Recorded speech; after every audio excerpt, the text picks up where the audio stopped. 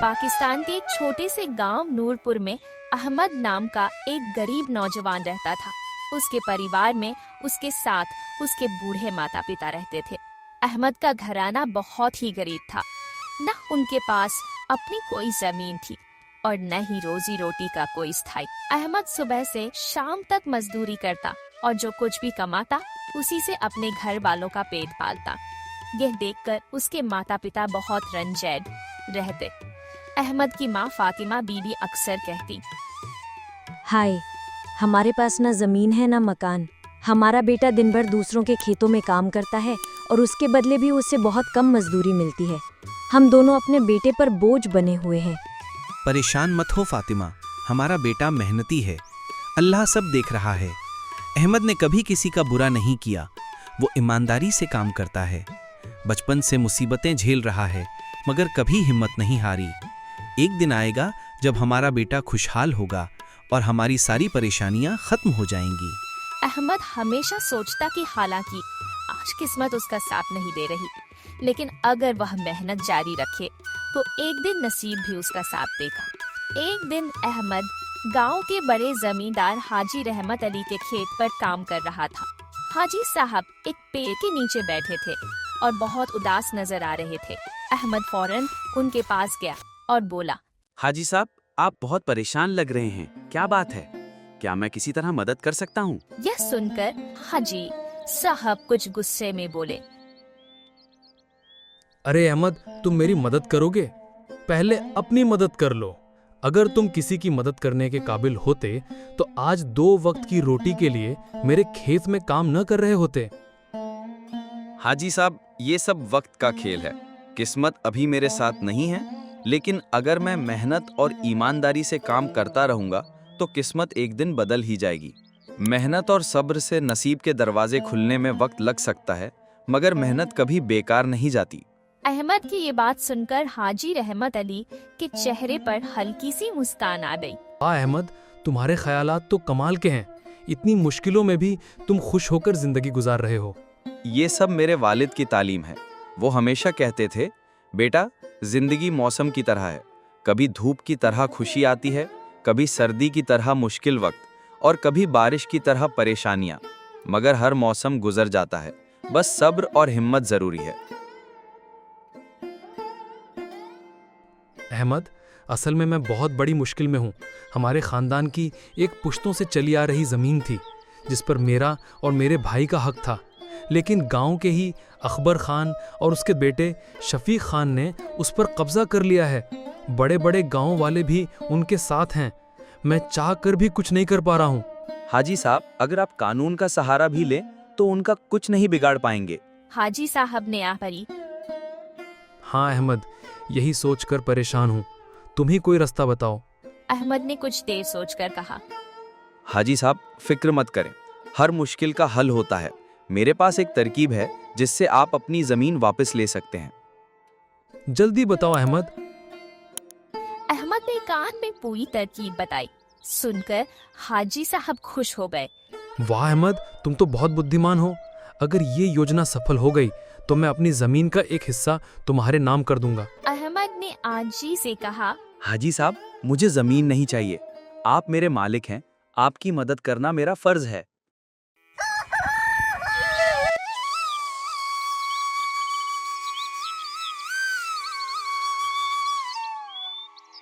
अगले दिन अहमद सीधे अकबर खान और शफीक खान के पास पहुंचा। वे दोनों हाजी साहब की जमीन पर काम कर रहे थे। अहमद जाकर बोला, अस्सलामुअलैकुम सेठ जी, सुना है आपके यहाँ मजदूर की जरूरत है, क्या मुझे काम मिल सकता है? नहीं, हमें किसी मजदूर की जरूरत नहीं। अकबर खान ने कहा। अहमद ने बातों बातों में उनकी तारीफ करनी शुरू कर दी और हाजी साहब को कंजूस और कम मजदूरी देने वाला बता दिया। उसकी चालाक बातचीत से अकबर और शफीक खुश हो गए और उन्होंने अहमद को अपने यहाँ मजदूरी पर रख लिया। कुछ ही दिनों में अहमद ने अपनी मेहनत से उनका दिल जीत लिया। वह अकेले 4 आदमियों का काम करता था। एक शाम अकबर और शफीक खेतों का जायजा लेने आए तो देखा कि अहमद रात देर तक काम कर रहा था। उन्होंने कहा, अहमद, अब घर जाओ, बहुत देर हो गई है। अहमद ने कहा, सेठ जी, घर जाकर भी आराम कहाँ, माँ बाप बूढ़े हैं, इससे बेहतर है कि मैं काम ही कर लूं। कर दोनों खुश हो गए और खेत उसके हवाले करके घर चले गए।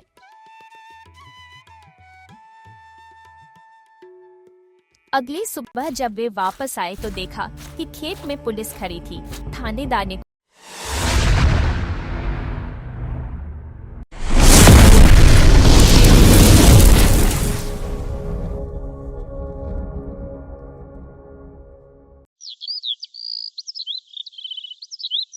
बहुत समय पहले की बात है। दक्षिण की ओर घनी जंगलों के पास सूरजनगर नाम का एक छोटा सा गांव हुआ करता था।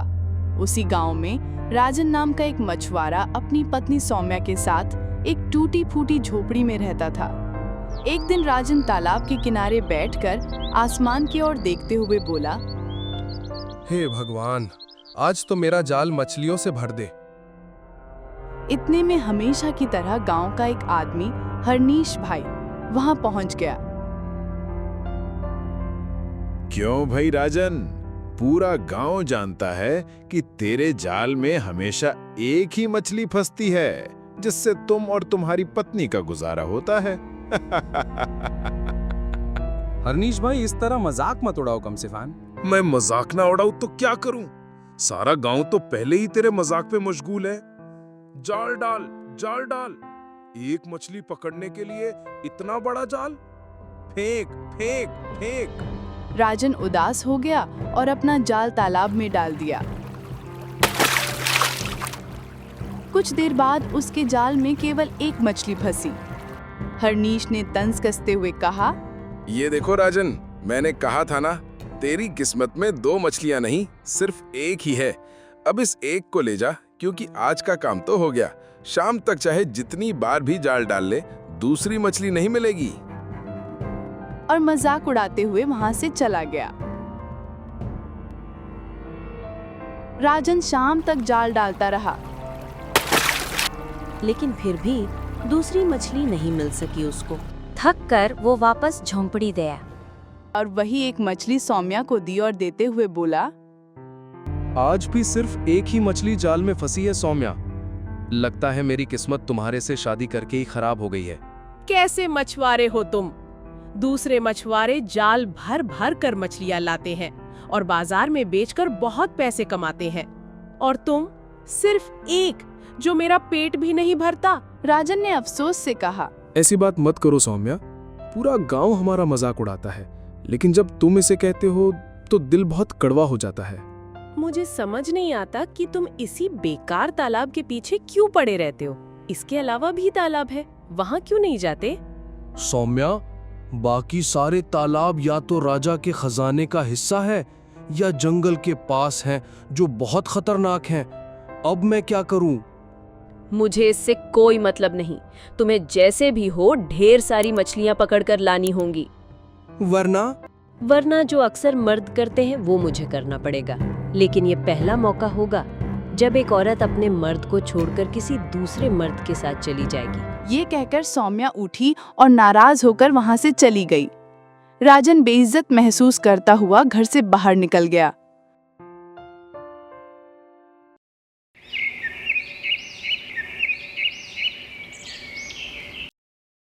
अगले दिन राजन तालाब की ओर मछलियां पकड़ने जा रहा था कि उसे रास्ते में पड़ोसन मंजू ताई मिली।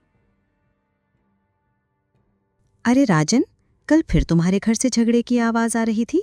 राजन ने उदास होकर जवाब दिया, हाँ ताई, जाल में एक मछली फंसते ही सौम्या बहुत नाराज हो गई। अगर एक मछली मिली है तो क्या हुआ, हो सकता है कल और मिल जाए। तुम्हारी पत्नी को सब्र करना चाहिए। ताई, मैंने बहुत समझाया, लेकिन सौम्या मानने को तैयार ही नहीं है। अब तो कहती है कि अगर हालात नहीं बदले तो वो मुझे छोड़ देगी। हाय हाय, कैसी बेशरम पत्नी है जो अपने पति को छोड़ने की धमकी दे रही है। कल तो कहा था कि जंगल में एक तालाब है, वहीं जाने की सोच रहा था। अगर कुछ ना मिला तो फिर दूसरा रास्ता तलाश करूंगा। यह कहकर राजन वहां से चल दिया। कुछ ही समय बाद राजन एक और तालाब पर पहुंचा जहां बलराज नाम का मछुआरा मौजूद था। वो हंसते हुए बोला, अरे राजन, ये काम तेरे बस की बात नहीं। मछलियां तुझे देखकर छुप जाती हैं। 1000 कोशिशों के बाद तुम एक मछली पकड़ भी लो, दूसरी दोबारा नहीं मिले भी। राजन की आंखों में आंसू भर आए, लेकिन जाल डालने पर एक मछली जरूर फंस गई। हरनीश ने मुस्कुराते हुए कहा, देखा, तेरा काम हो गया। एक मछली मिल गई। बस जा, घर जा और उसे पकाया कर। राजन गुस्से से एक मछली लेकर घर आया। सौम्या कुछ कहने ही वाली थी कि राजन ने रोकते हुए कहा, बस अब कुछ भी मत कहना। जल्द ही मैं दूसरा तालाब खोजने निकलूंगा।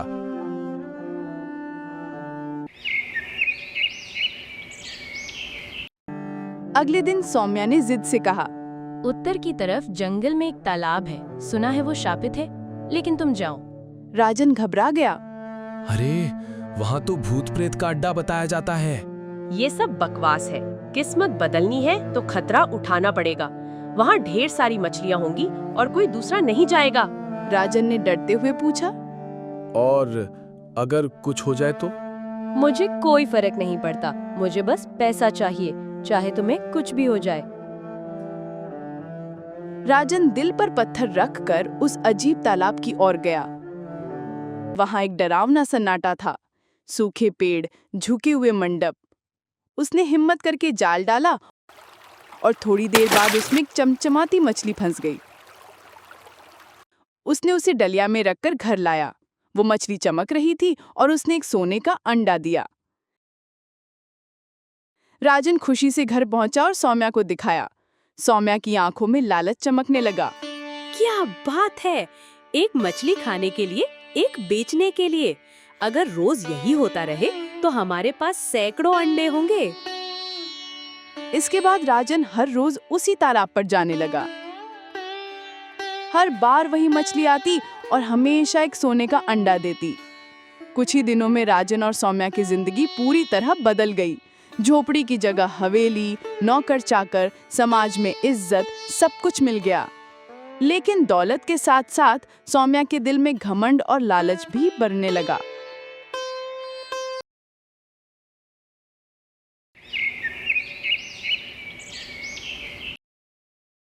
कुछ दिनों बाद राजन की मुलाकात पड़ोसन मंजू ताई से हुई। राजन, तुम वैसे के वैसे हो, लेकिन सुम्या बहुत घमंडी हो गई है। वो भिखारियों को भी धुतकारती है। हाँ ताई, मैं आज ही जाकर उसे समझाता हूँ। यह कहकर राजन वहां से चल दिया। राजन ने सौम्या को समझाने की कोशिश की। देखो सौम्या, अब हमारे पास काफी दौलत है। मुझे लगता है हमें मछली पकड़ने से पानी निकालकर कोई कारोबार शुरू कर लेना चाहिए। तुम पागल हो गए हो क्या? वो तालाब कभी भी नहीं छोड़ूंगा। बल्कि मेरे कहने पर तालाब का सारा पानी सुखा दो और सारी मछलियां निकाल लो। एक ही बार सारे अंडे मिल जाएंगे। ये मूर्खता है सौम्या। ये तालाब जादुई है, इसकी बेअदबी से नुकसान हो सकता है। सौम्या जिद करती रही और धमकी दी।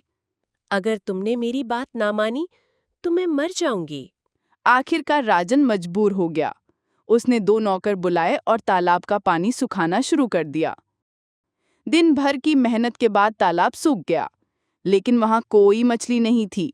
सिर्फ कीचड़, बदबू और एक सुरंग से निकलता काला धुआं था। नौकर डरकर भाग गए। घर आकर राजन ने सारी बात सौम्या को बताई।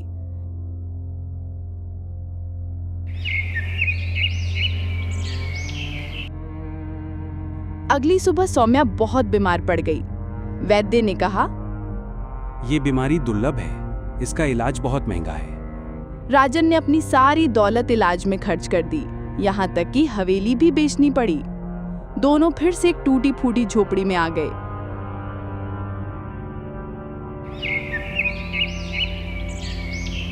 कुछ दिनों बाद सौम्या थोड़ी ठीक हुई। राजन फिर तालाब गया और पहले की तरह बस एक ही मछली मिली। घर लौटकर सौम्या रोते हुए बोली, ये सब मेरी वजह से हुआ। मेरा लालच हमारी तबाही की वजह बना। मैं समझ गई हूँ, लालच बुरी बला है। राजन ने हिम्मत देकर कहा, कोई बात नहीं सौम्या, तुमने अपनी गलती का एहसास कर लिया, यही काफी है। मुझे तालाब के पास ले चलो, मैं वहाँ जाकर माफी मांगना चाहती हूँ। राजन ने हौसला पकड़ा और सौम्या को वहां ले गया, जहां सौम्या ने तालाब से अपनी गलती की माफी मांगी। अचानक तालाब फिर भरने लगा और वही चमचमाती मछली बाहर आई। वो बोली, मैं मछलियों की रानी हूँ, ये तालाब मेरा है, तुम्हारा दोष नहीं है, परंतु सूम्या के लालच ने ये सब घटना बनाई। अब मैं तुम्हें एक अंतिम इनाम देती हूँ, ये सोने का अंडा लो और इससे व्यापार करो, लेकिन याद रखना फिर कभी लालच मत करना। ये कहकर मछली अचानक गायब हो गई। राजन और सौम्या ने वो अंडा बेचकर एक छोटा सा व्यापार शुरू किया और फिर से संपन्न हो गए। लेकिन इस बार उन्होंने सीख लिया कि लालच बहुत बुरी बला है, ये इंसान के अपने ही विनाश का कारण बनती है।